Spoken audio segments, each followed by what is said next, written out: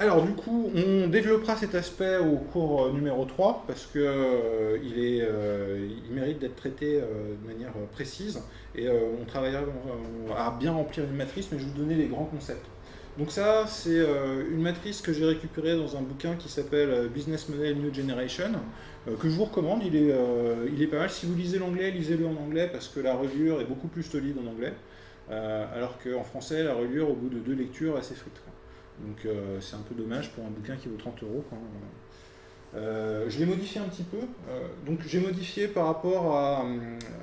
donc la matrice c'est dans le Business Model New Generation, et puis sur les sources que vous pouvez trouver sur le web, vous tapez Business Model Canva, et vous avez une autre matrice qui n'est pas exactement les mêmes. Mais concrètement, il y a plein de questions clés. Alors, qu'on soit clair, euh, ça ne donne pas un business model. Ça permet de se poser des questions clés. Mais un business model, c'est quelque chose de beaucoup plus dynamique. Ça sera une photographie à un moment donné de ce que vous envisagez comme business model. Mais en réalité, ça ne prend pas du tout en compte toute la stratégie de développement. Et donc, un business model, ce truc-là ne suffit pas à développer le business model. Par contre, du coup, proposition de valeur, c'est expliquer le service que vous rendez en 1 minute. 1 minute maxi. Les canaux de diffusion, c'est par où je passe pour envoyer l'information vers mes cibles. Les segments clients, c'est quels sont les types de cibles que je vise. Et il faut essayer, dans la mesure du possible, d'être précis. C'est-à-dire que concrètement, quand je vise, par exemple, les étudiants, est-ce que je vise les étudiants partout, du monde entier? Est-ce que je vise les étudiants de France? Est-ce que je vise les étudiants plutôt ingénieurs informatiques? Est-ce que je vise est-ce que je vise les hommes comme les femmes étudiantes? Est-ce que je vise les premières années? Vous voyez bien, on peut, dans une segmentation, aller assez loin. Alors, il ne faut pas faire une sursegmentation, mais essayer d'être précis dans vos cibles, c'est vraiment très important. Parce que souvent, on se rend compte qu'on n'a pas exactement les mêmes canaux, et du coup, on a des possibilités qu'on n'avait pas forcément envisagées de prime abord. Le niveau géographique aussi est très important. Si je vise uniquement les étudiants du Havre, je n'aurai pas du tout la même communication que si je vise les étudiants au niveau national français. Donc les revenus, là je liste tous les points, tous les flux de revenus que je vais pouvoir obtenir par rapport à mes propositions de valeur, par rapport à mes activités.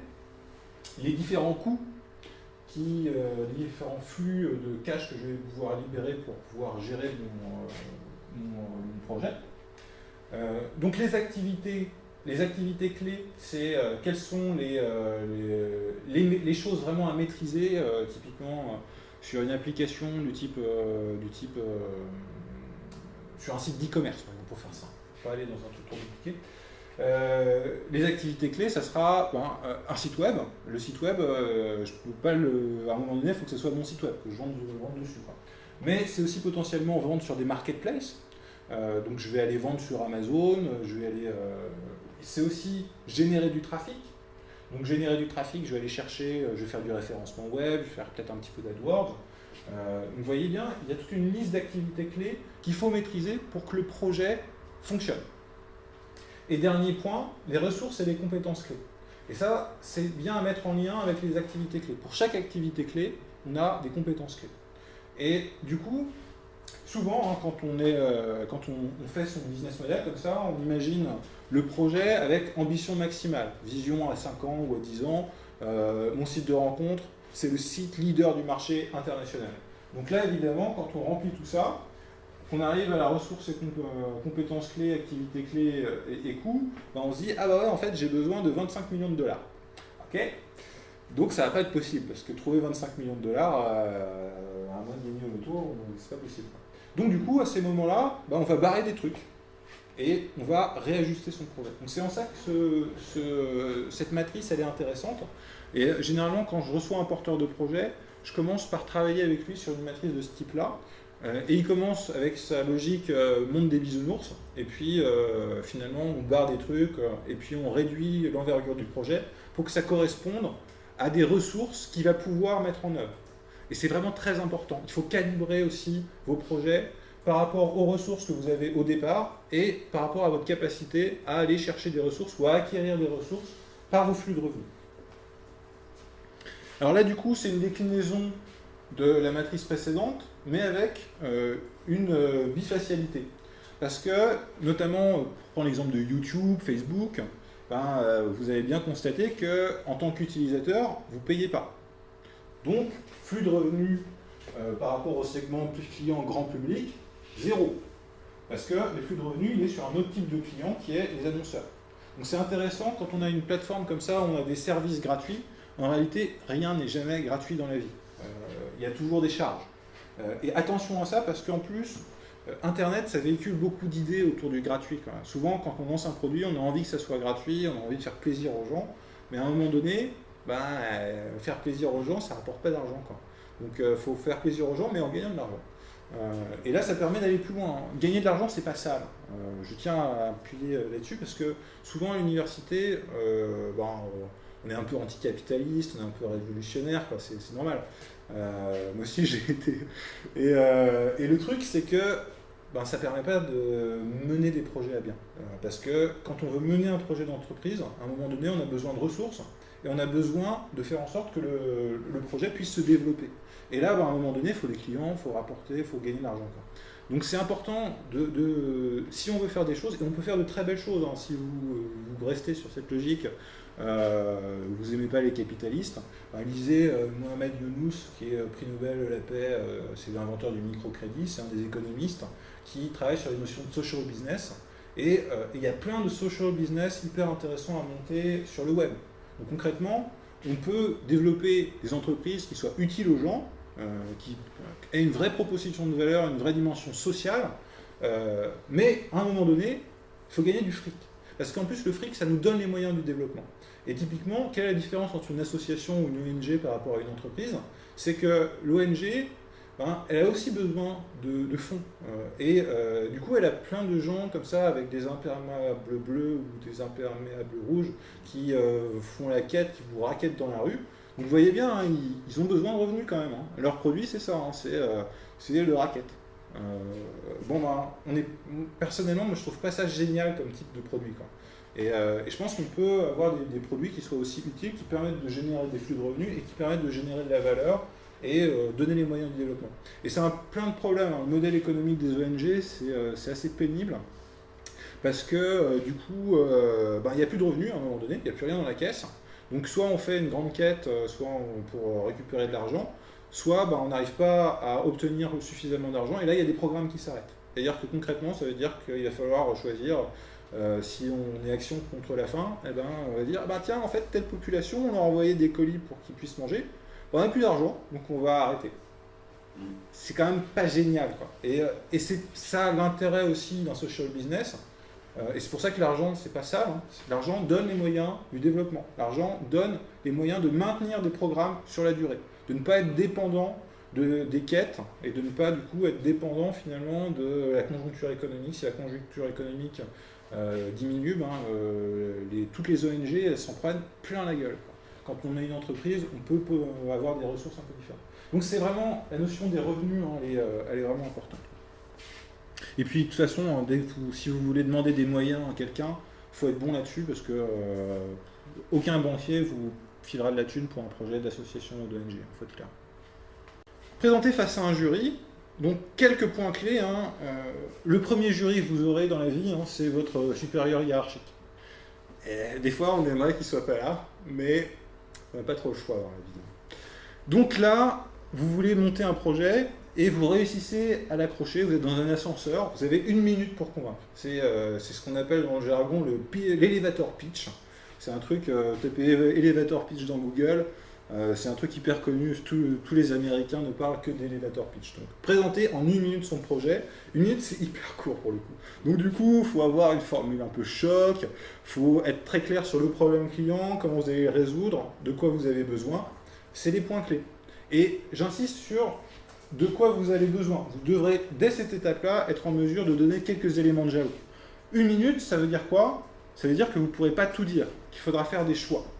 C'est extrêmement important, parce que, bien évidemment, quand on n'a qu'1 minute pour expliquer un projet qui est un projet complexe, un projet numérique, c'est souvent un projet complexe, eh bien, on ne peut pas tout raconter en une seule fois. Donc là, l'objectif, c'est pas de tout dire, c'est de dire suffisamment pour déclencher une réunion qui va durer 1 heure. Et là, en 1 heure, vous aurez largement le temps d'aller beaucoup plus loin.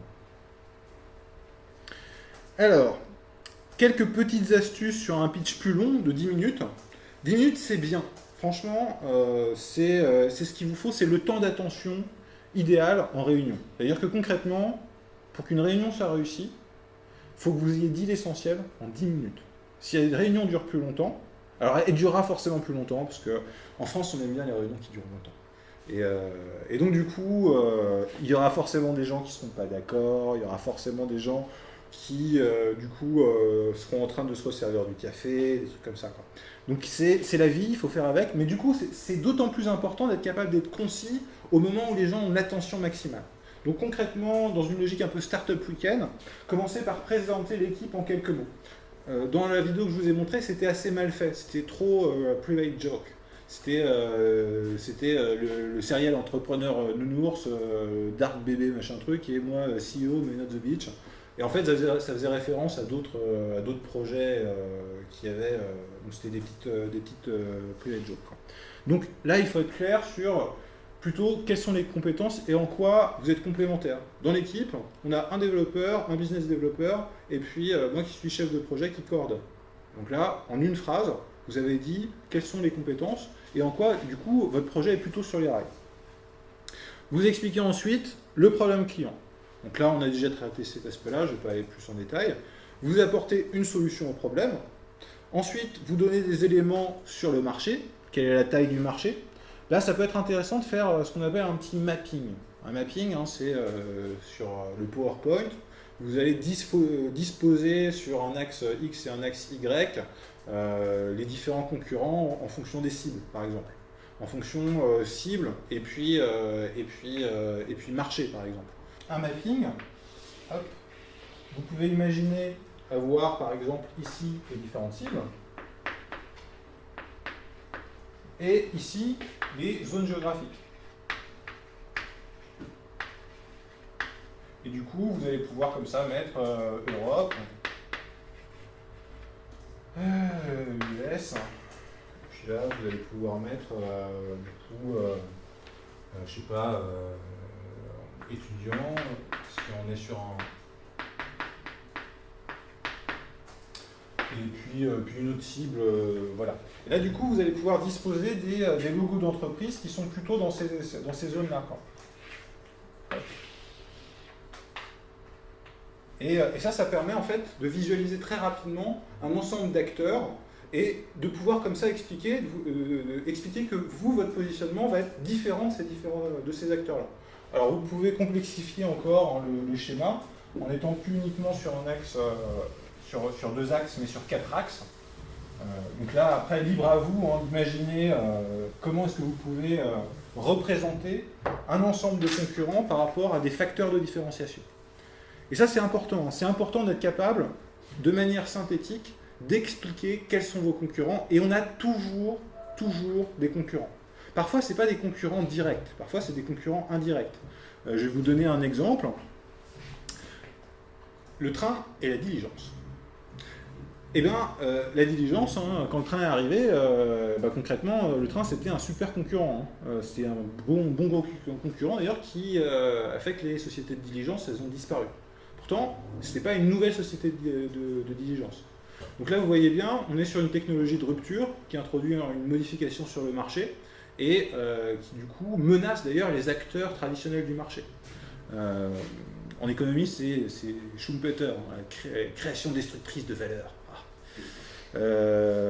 Et donc, du coup, il y a des sociétés de diligence qui ont dû changer de métier complètement. Et vous avez sûrement entendu parler de la Wells Fargo & Co. Il y en a dans Lucky Luke, en fait. Et bien la Wells Fargo & Co, c'est devenu une banque. Parce que, en fait, dans la proposition de valeur initiale des diligences, il y avait aussi le transport de fonds pour les mineurs, notamment d'ailleurs les gens qui fabriquaient la ligne de chemin de fer. Hein. Il fallait bien les payer pour qu'ils puissent dépenser leur argent en whisky frélaté et en prostituées. Et donc du coup, c'était les diligences, hein, et donc les attaques de diligence, tout l'imaginaire du Far West. Hein. Et donc finalement, les banques, elles savaient hyper bien faire le transport de fonds, la gestion des fonds, et donc c'est devenu des banques. Et puis il y a aussi une autre société qui existe toujours, hein, qui s'appelle Western Union, Western Union, c'était une société de diligence aussi à la base. Et Western Union, leur solution permettait d'envoyer des informations bancaires, encore une fois, très claires, garantissant le destinataire. Ça, c'était super important, par télégraphe. Et donc, comme quand ils construisaient le train qui traversait les États-Unis, eh bien, ils plantaient des poteaux télégraphiques en même temps qu'ils avançaient, ce qui fait qu'ils pouvaient envoyer du télégraphe. Et donc, la banque, elle gérait, la société de diligence, gérait justement la gestion de l'information pour garantir que telle personne avait bien reçu sa paye à des banques qui étaient à Boston, par exemple. Et donc, finalement, Western Union a continué à exister après le chemin de fer sur ce cœur de métier-là. Ils ont complètement changé de métier. Et donc ça, du coup, c'est assez important comme ça de comprendre face à un marché que déjà les boîtes peuvent évoluer, que les choses ne sont pas forcément figées, qu'on peut changer de métier. Le numérique, concrètement, c'est la destruction de valeur à puissance 1000. Ça introduit de nouveaux concurrents, de nouveaux positionnements possibles. Il y a plein de boîtes qui vont être condamnées à changer de métier ou à disparaître dans les années à venir. Il faut être clair par rapport à ça. La robotique aussi implique des changements de fond dans la société à ce niveau-là. Donc on est vraiment sur une ère compliquée. Les 20 prochaines années, je peux vous assurer que sur le plan économique, il va y avoir de gros changements, parce qu'on est sur des ruptures technologiques majeures comme il n'y en a jamais eu dans l'histoire humaine. C'est un truc de dingue. Donc il faut bien comprendre d'ailleurs que vous, en tant que jeune salarié, parce que vous allez arriver sur le marché du travail, vous devez être en mesure justement d'identifier ces choses-là, identifier de nouvelles opportunités par rapport au champ du numérique, de savoir identifier les marchés, les tailles de marché, les mappings de concurrents, les positionnements que vous pouvez avoir, et de cette manière... Salut Philippe. Je peux te rappeler Et donc, je suis en train de filmer là, donc tu viens de foutre en l'air ma prise. Qu'est-ce que tu fais là? J'ai cours en fait. C'est maintenant? Ouais, c'est complètement maintenant. Tu m'as appelé 2 fois pendant mon cours. Non, je pensais que c'était vendredi. Mais c'est aussi vendredi. Désolé. Et donc ils sont pas là les autres? Non, ils sont pas là les Il y a pas autres. mal de malades et il y a 2 malades et puis après le reste, je sais pas. Bon, c'est pas bon ça. Je suis d'accord avec toi, c'est pas bon. En plus, mon cours il était vachement bien et j'ai raconté Non, plein de c'est blagues. tout à fait anormal. Comment ça se fait que c'était marqué sur le planning? Ouais, c'est marqué. Attention, tout est enregistré. Donc, Bon, simplement je venais pour récupérer un étudiant, pour dire que je m'étais arrangé pour que finalement vous puissiez disposer d'une caméra. Cool, excellent. Donc il faut que parmi vous, un étudiant prenne la responsabilité de la caméra en question. Il faut la récupérer auprès de Philippe Barbeau, Ouais. à la maison de l'étudiant. Son téléphone c'est 44 73 si jamais vous avez besoin de lui téléphoner, il n'y a pas de raison. Et il peut vous la laisser jusqu'au 7 mars, puis après vous la reprendrez, etc. Ça serait bien qu'il puisse avoir aussi un enregistreur pour le son. Parce que les caméras, leur enregistreur est pourrave. D'accord, tu vous l'expliquerai? Enregistrement pour le son, ouais, ça. C'est gravissime là qu'il n'y ait pas les étudiants, il n'y en a que 4, c'est absolument anormal. Alors heureusement, j'ai filmé le cours, ce qui fait qu'ils pourront le choper en replay. Par contre, si vendredi ils sont pas là, ça sera 5 mois moins mais de là, base sur... là, ça va pas le faire. Surtout qu'il y a Adèle, Azigne, qu'est-ce qu'il fait lui Non, c'est pas. Parce que lui, il est normalement. Sephora est malade. Hugo est malade, c'est greffe compensé, il est pas à sa femme pour son oral. Et puis Vincent, on sait pas. Parce que c'est la première fois que ça arrive, ça. Moi aussi, peu, ouais. Ouais. Absolument désolé. C'est pas grave. Bon. Salut. Il est quelle heure? Je finis à 12h30, je sais pas quelle heure il est. Ok, non, mais c'est midi. Midi, ouais. Bon, mais je te laisse. Non, vendredi, on se voit pas. Tu Tu veux qu'on bouffe ensemble ce midi? Tu veux manger avec moi? Bah ouais, pourquoi pas, mais je suis en vacances. Donc, je serai dans mon bureau, d'accord? Ouais, ça marche, à tout à l'heure. Du coup, je suis complètement déstabilisé, je ne sais plus où est-ce qu'on en était. Donc, ouais, taille du marché, c'est important. Le développement de votre projet, donc quels sont vos objectifs, quelle est la stratégie d'acquisition client, super important. Et puis, finir aussi sur qu'est-ce que vous attendez du jury. Ça, c'est aussi très important. Parce que, et vous l'avez bien vu à la fin de la présentation, hein, dans le Startup Weekend, le gars disait, ben voilà, pour pouvoir gérer notre développement, on a besoin de ça, on cherche un business développeur, donc on a besoin de compétences, on a besoin... Donc, il faut être clair par rapport à ce que le jury peut vous apporter. Et quand vous êtes clair sur ces aspects-là, déjà vous avez une possibilité de séduire aussi le jury, parce qu'il n'y a rien de plus agaçant pour un jury de se sentir inutile. Donc voilà, on va développer un peu l'idée après. Alors comment est-ce qu'on fait pour convaincre un jury concrètement? Un jury, il a toujours une grille d'analyse. C'est-à-dire qu'il a travaillé sur un barème, hein, c'est comme à l'école. Hein. Là il y a 2 points, là il y a 2 points, sauf qu'il ne met pas des points, il coche des cases en fait. Il dit ça c'est bon, ça c'est bon, ça c'est bon. Et si jamais il y a une case qui est pas cochée, du genre, comme je vous disais sur le projet tout à l'heure, le business model ne tient pas la route, pas de stratégie de développement.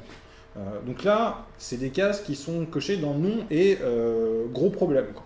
Donc un jury raisonne toujours de cette manière-là, quoi. Donc l'objectif, c'est de se renseigner sur les cases qu'il va cocher. Parce que quand on a déjà le barème et quand on est capable de savoir sur quoi on est évalué, potentiellement, on peut se préparer et être bon sur ces aspects-là. Et on sait à chaque fois sur quoi l'évaluation, de quoi l'évaluation est faite. Ouais, en fait. Parce qu'un projet d'entreprise, on est toujours évalué sur les mêmes aspects. Comment est-ce qu'on gagne des clients? Comment est-ce qu'on gagne de l'argent? Est-ce que le projet va être pérenne? Combien le projet coûte? Est-ce que le marché est là? Et concrètement, si on a tout ce que je vous ai dit auparavant, c'est sur ces aspects-là que vous serez évalué. Et si vous traitez bien ces aspects-là, vous avez la grille d'analyse. Vous pouvez être bon, vous pouvez convaincre. Sauf qu'on ne convainc pas que sur le rationnel. Donc il faut être bon sur le rationnel, il faut être bon sur les chiffres, mais il ne faut pas être bon que là-dessus. Et là, je vais vous donner des secrets, je vais vous révéler les arcanes de comment manipuler un jury. C'est pas très joli, j'espère que vous l'utiliserez à bon escient, mais je vais quand même donner quelques astuces. Donc il faut être convaincant. Et là, ça passe par des qualités humaines. Je ne sais pas si vous connaissez les TED, Technology, Entertainment and Design. C'est des grosses confs américaines, vous tapez TED dans Google, et vous allez avoir plein de confs sur plein de sujets avec des speakers, mais qui sont d'un niveau totalement hallucinant. Souvent avec Ouais. Comme avec Apple ou Google qui font leurs conférences devant toute une salle, sur scène avec un micro, et ça fait encore un show. Ouais, c'est ça. C'est des shows à l'américaine. D'ailleurs, il y a Larry Page qui a fait une TED il n'y a pas très longtemps. Et c'est là d'ailleurs qu'on découvre que Larry Page, il parle comme un robot parce qu'il a des problèmes d'une maladie rare. Et du coup, il n'avait pas parlé depuis des plombes et des plombes. Et d'ailleurs, il révèle un peu la vision de Google, qui est d'ailleurs une vision assez inquiétante, mais ce n'est pas le sujet d'aujourd'hui. Mais bon, voilà. Quoi qu'il en soit, sur les TED, vous avez des super interlocuteurs et vous allez pouvoir vous inspirer. Essayez d'analyser comment ils s'expriment, quel est leur vocabulaire gestuel, quels sont les mots qu'ils utilisent justement pour rassurer, comment passe. Donc ça passe bien évidemment par un sourire. Si vous faites la gueule face à un jury, forcément, vous n'allez pas créer un lien. C'est d'autant plus important, c'est prouvé scientifiquement, si la science le dit. Donc c'est ce qu'on appelle les neurones miroirs, le processus neurologique qui est en jeu. C'est-à-dire que quand on est face à quelqu'un qui fait la gueule, eh bien, dans notre cerveau, eh bien, il y a tout un circuit neuronal qui s'active comme si c'était nous qui faisions la gueule. Et c'est comme ça d'ailleurs que dans des situations de conflit, tu fais la gueule, je fais la gueule, mais je fais encore plus la gueule, et donc je fais encore plus la gueule. Et en fait, il y a une surenchère qui se fait au niveau neurologique à travers ces neurones miroirs. Sauf que ça marche dans les deux sens. C'est-à-dire que si vous souriez de manière naturelle, alors pas un sourire forcé, hein, il faut y aller avec de la chaleur humaine, et si vous intégrez ces éléments-là, eh bien, dans le cerveau de votre interlocuteur, eh bien, il y a un sourire qui s'active. Et du coup, vous créez une relation de confiance. C'est hyper important. Et là, vous voyez bien, ce n'est pas du rationnel, c'est de l'émotionnel. Donc, ça passe par de la chaleur humaine, ça passe par communiquer de la motivation, par communiquer de la conviction, être clair dans ses idées. Il vaut mieux dire moins, mais mieux, que dire trop, mais mal. C'est-à-dire qu'il ne faut pas essayer de trop caser de contenu. Il faut sélectionner ses idées pour n'avoir que les idées percutantes. Et potentiellement, il faut répéter. Il faut sélectionner ses idées pour ne retenir que les idées percutantes. Les idées percutantes. Et là, j'espère que vous avez retenu que je parlais d'idées percutantes, quoi. Et donc, franchement, en travaillant comme ça, vous allez augmenter votre capacité à faire retenir les messages essentiels. Alors, comment ne pas convaincre un jury? en faisant la gueule comme ça, en étant tout hautain. Alors là, typiquement, dans les expressions, il y a des tas de recherches aussi qui sont assez intéressantes en neurosciences sur les expressions du visage. Et typiquement, d'ailleurs, il n'y a pas une série télévisée qui traite de ça, je ne sais plus comment ça s'appelle, mais effectivement, il y a beaucoup de recherches qui ont été faites là-dessus. Donc si vous êtes tout hautain, c'est-à-dire que si vous arrivez avec une idée préconçue du jury, du genre, de toute façon, c'est que des connards, c'est des connards de banquiers, je les aime pas, quoi, ben, ça va se transparaître dans votre attitude. Et même si c'est du langage, c'est du non-dit, hein, sauf que il y a des trucs qu'on capte dans une relation, ben, c'est du non-dit. Et c'est d'ailleurs souvent, c'est ce qu'on appelle l'intuition. Mais en réalité, l'intuition, encore une fois, il y a des phénomènes neurologiques qui se passent, quoi, et c'est ce que communique le langage corporel. Et du coup, à travers le langage corporel, vous pouvez dire l'exact contraire de ce que vous êtes en train d'expliquer. C'est ce qu'on appelle d'ailleurs un gros mensonge. Un gros mensonge, c'est ça, quoi. Et du coup, on peut d'ailleurs détecter assez facilement dans les techniques d'interrogatoire aujourd'hui, on travaille sur les aspects de langage corporel de manière à pouvoir définir ces aspects-là. Donc attention à vos expressions, essayez de considérer le jury comme des gens qui peuvent vous aider. Si vous arrivez avec cet état d'esprit-là, eh bien, vous n'aurez pas cette expression faciale qui est désastreuse. Soyez à l'écoute et ne soyez pas arrogant. Donc ça passe par ne pas avoir réponse à tout immédiatement. Il n'y a rien de plus agaçant pour un jury qui, du coup, pose une question du genre oui, mais est-ce que vous avez pensé de stratégie de développement sur Facebook ? Et là, du coup, bah oui, évidemment, on y a pensé. Mauvaise réponse. Réponse agaçante. Oui, effectivement, vous avez raison, c'est extrêmement important et ça fait partie des choses sur lesquelles on travaille. Meilleure réponse. Alors, vous pouvez aussi intégrer des éléments quand c'est une question un petit peu plus balèze, quoi, un peu plus. On sent que le type du jury s'est creusé pour pouvoir poser cette question-là. Là, vous vous arrêtez pendant une seconde, vous dites oui, c'est vraiment une très bonne question, effectivement, vous avez raison. Donc, c'est une chose sur laquelle on travaille. Et bon, là, je dois vous avouer, vous pouvez nous apporter une part de votre expertise. Alors là, vous voyez bien que le jury, il est tout yeah, ça c'est ouais. Vous valorisez en fait l'ego de la personne. Donc bon, alors attention, la frontière peut être assez mince entre la manipulation et l'empathie. Essayez de rester plutôt dans la dimension empathie, essayez de rester dans la dimension qu'est-ce que les gens peuvent m'apporter franchement. Parce que si vous commencez à être dans la posture ouais, je vais les manipuler, je suis un gros manipulateur, bah, vous risquez de tomber dans cette posture-là. Et ça se verra et ça ne sera pas bon. Donc essayez comme ça de considérer les jurys comme des gens, comme des humains, comme des gens qui peuvent vous aider et essayez de les respecter dans leurs questions. Et vous allez voir, le contact, vous allez gagner en empathie, vous allez gagner en force de conviction. Parce que concrètement, les jurys, c'est des humains. Et les humains, eh bien, sont des êtres à la fois rationnels et émotionnels. Et là, j'aime bien ces images-là parce qu'elles permettent de bien comprendre à travers les photos. Hein. C'est une slide d'ailleurs que je mets quand je parle de comment rendre son site persuasif. J'aborde ces questions-là. Parce qu'une image, eh bien, véhicule tout un ensemble de choses au niveau cérébral qui sont lues quasiment instantanément. Vous savez si une image est triste, vous savez si une image est gaie, vous savez si cette image elle vous plaît, vous savez si cette image elle vous plaît pas, vous savez, et ça résonne en vous, vous avez une lecture émotionnelle de ces images. C'est pour ça que quand vous présentez un projet qui a une fibre sociale, quand vous présentez un projet qui peut aider les gens, n'hésitez pas à mettre des petits-enfants malades que vous allez aider en image, parce qu'ils sont mignons, parce que potentiellement il y a des parents dans le jury, et que si vous avez la possibilité de travailler sur la fibre émotionnelle, vous gagnez tout de suite, vous cochez une case supplémentaire. Alors là, c'est des cases qui ne sont pas officiellement dans les barèmes, mais c'est les cases qui sont dans notre humanité, quoi. Elles sont inscrites en nous. Donc c'est important d'intégrer ces aspects-là aussi.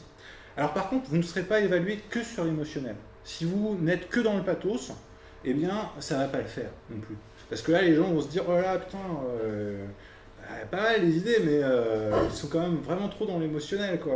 Ils risquent d'exploser en vol, ça ne va pas le faire, quoi. Il faut être bon sur les deux. Il faut bien comprendre ces deux aspects de notre humanité. Alors comment surmonter son trac ? Ça c'est aussi très important, c'est un truc qu'on n'apprend pas forcément à l'école, s'exprimer en public, la prise de parole en public, c'est un exercice qui est pas facile quand on n'a pas l'habitude. Donc moi, les astuces, hein, ça fait un bout de temps maintenant que je fais des confs. J'ai fait de la musique, j'en fais toujours, et j'ai fait de la scène. Donc ça, forcément, ça aide. Hein, quand on joue face à des gens, et ben, ça aide. Quand on se rend compte que les balances sont pourries et que finalement on est mal sonorisé, ça aide. Quand on se rend compte que on a oublié la chanson qu'on doit chanter et qu'il va falloir assumer, ça aide. Ce que je veux dire, c'est qu'on ne devient pas un interlocuteur, un speaker d'exception en une fois, quoi. C'est un truc qui se travaille progressivement et vous allez vous planter, mais c'est pas grave. Il faut bien comprendre que, première astuce, il faut trouver le calme en vous. Ça, c'est absolument essentiel. Et ça passe par la respiration ventrale. Je ne sais pas si vous avez fait un petit peu de sophrologie ou du yoga. Typiquement, en sophro ou en yoga, on apprend ces choses-là. C'est-à-dire que quand on respire, donc un petit exercice que je vais vous montrer, naturellement, de manière inconsciente, on respire avec le haut des poumons. Sauf que le haut des poumons, on respire pas très bien. Une grosse part de notre capacité pulmonaire, elle est plutôt située dans le bas des poumons. Et en plus, le bas des poumons, quand on respire comme ça, alors vous mettez vos mains sur le ventre et vous respirez en gonflant votre ventre.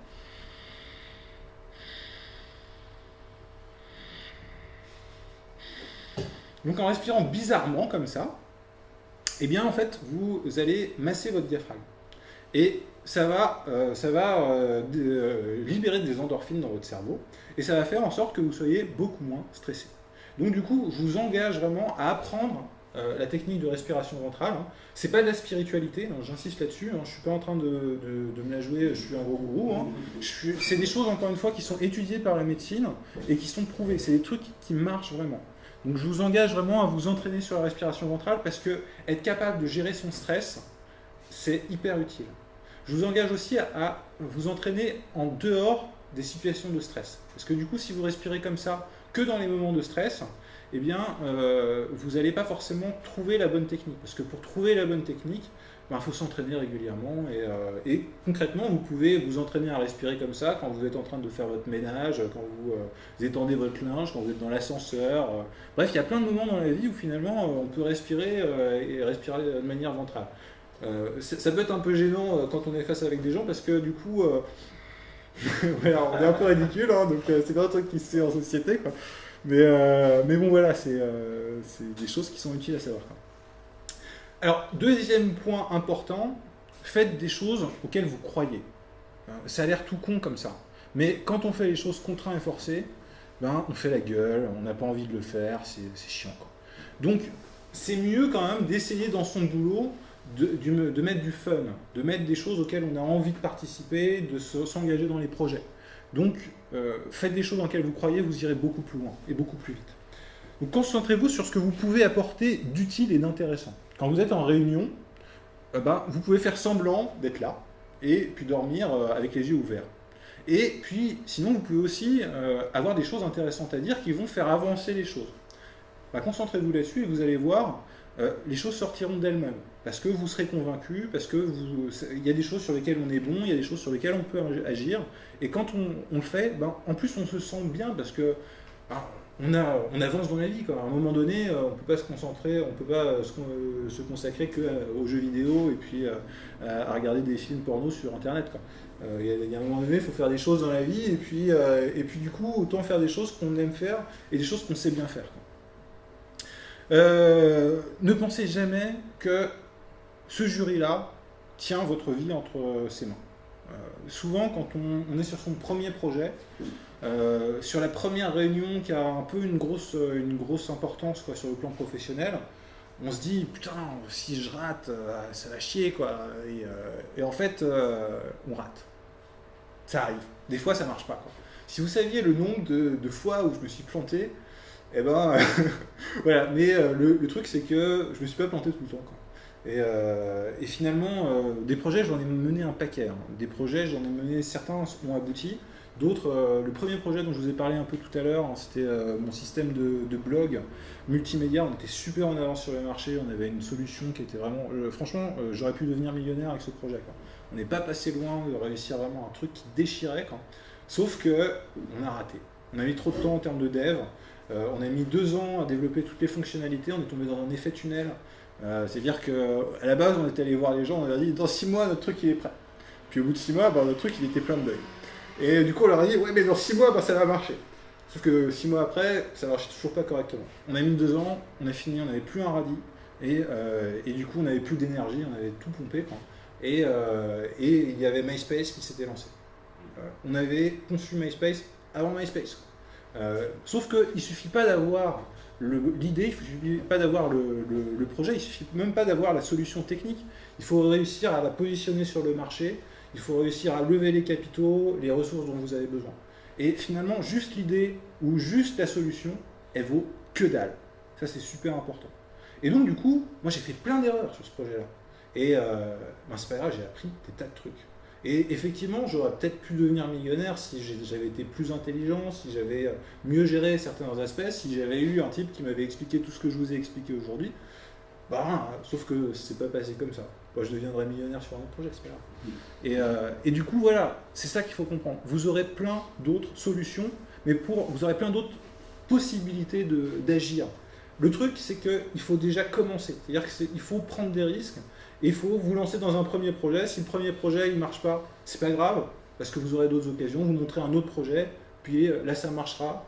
Ça marchera peut-être pas aussi bien que vous l'aurez souhaité, mais vous montrez un troisième projet. Et finalement, quand on agit, quand on est justement dans les projets et qu'on les mène un peu à bout, eh bien, on a plein d'occasions. Donc voilà, ça c'est hyper important. Parce qu'en plus, quand vous abordez une réunion avec cet état d'esprit-là, eh bien, vous êtes beaucoup plus détendu. Alors que si vous arrivez en vous disant « je suis sur le fil du rasoir, si je chie cette réunion, eh bien, je suis mort ». Forcément, vous allez avoir une surcharge de stress, mais je ne vous raconte pas, quoi. Donc du coup, c'est vraiment super important. Et puis le joker, c'est le message essentiel. Arrivez toujours avec quelques jalons, quoi. Quelques trucs que les gens doivent retenir de ce que vous avez à dire. Ça, c'est votre message essentiel, et vous allez pouvoir le répéter. Si vous perdez vos moyens en plus à un moment dans la discussion, genre vous avez fait une digression, ou on vous a posé une question, ou ça l'a pas trop fait, et ben vous vous rappuyez sur votre message essentiel en disant oui, mais un point qui me semble absolument essentiel à retenir par rapport à ce que nous vous proposons, c'est cet aspect-là. Et là du coup vous vous relancez, vous vous redonnez confiance et vous rappuyez sur un point qui est important, que les gens doivent retenir, et en plus avec une image positive que vous rendez, c'est-à-dire que vous rebondissez. Et donc le message essentiel, c'est votre joker. Donc arrivez toujours à une réunion avec 2-3 idées directrices que vous voulez faire passer. Et ça vous rendra plein de services, quoi. Parce que du coup, on vous prendra au sérieux. D'autres choses dont j'aurais voulu vous parler pour pouvoir faire de vous des chefs de projet, il aurait fallu qu'on traite les technologies de manière plus approfondie. Il aurait fallu qu'on examine comment on crée un site web, comment on fait du community management. Sauf que tout ça, ça prend 4 heures à chaque fois, minimum. Pour les technos, faire de vous des développeurs informatiques, ça prend 1 mois. 1 mois, ça prend 6 mois. Donc voilà, c'est des choses, malheureusement, j'ai pas beaucoup de temps.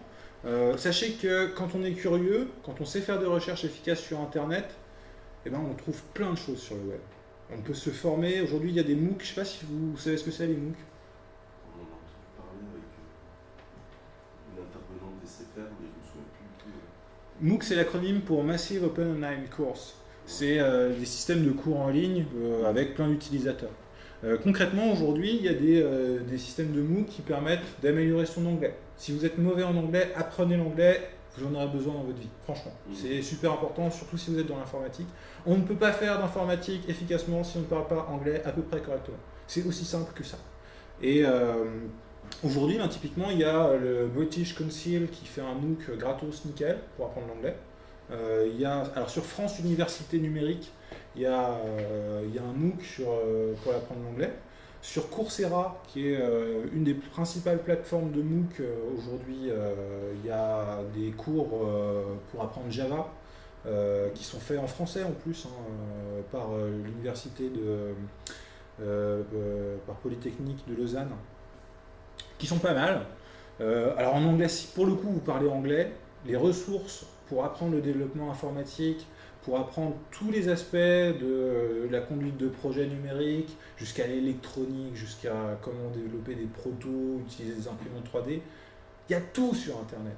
Si vous êtes curieux, que vous consacrez quelques heures par semaine à développer vos compétences, je peux vous assurer que vous allez apprendre des tonnes de trucs et ça vous aidera énormément pour imaginer le futur. Et concrètement, quand on crée un projet d'entreprise dans le numérique, c'est ça qu'on fait. On imagine le futur.